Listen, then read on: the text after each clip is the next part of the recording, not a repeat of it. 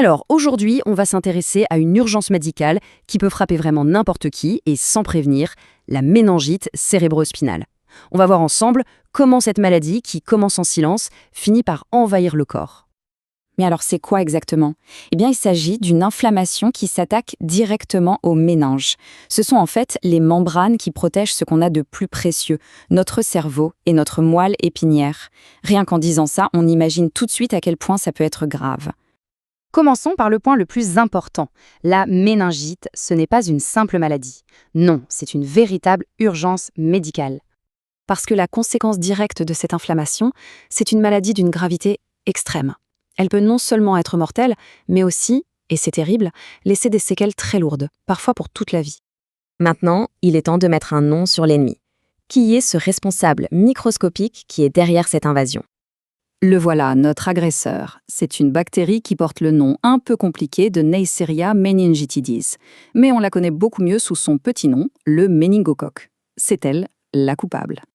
Et ce qui est assez fou, c'est de savoir où se cache ce germe. La réponse est simple. Uniquement chez l'être humain. Ça fait de nous, et de nous seuls, à la fois sa cible et son réservoir. Du coup, la question clé, c'est comment est-ce qu'elle se transmet? Eh bien, principalement par voie aérienne. On parle de toutes petites gouttelettes de salive projetées quand on parle, on tousse, mais ça peut aussi être par contact avec des objets qui ont été contaminés.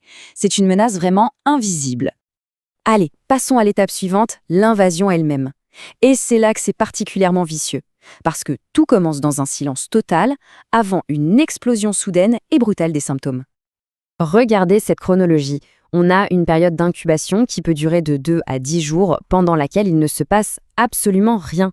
La personne se sent bien, et puis, d'un seul coup, sans crier gare, la maladie se déclare et de manière incroyablement violente.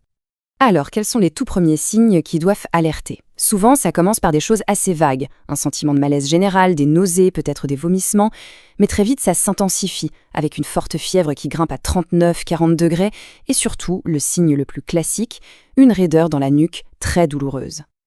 À partir de là, la situation bascule, et on entre dans une phase de crise aiguë, avec des symptômes qui cette fois ne laissent plus aucune place au doute. Le symptôme qui domine tout à ce stade, c'est le mal de tête. Mais attention, on ne parle pas d'une petite migraine. C'est une céphalée décrite comme étant d'une violence extrême, presque insupportable. C'est un signal d'alarme majeur. Et ce n'est pas tout. En plus de ce mal de tête terrible, c'est tout le corps qui est en détresse.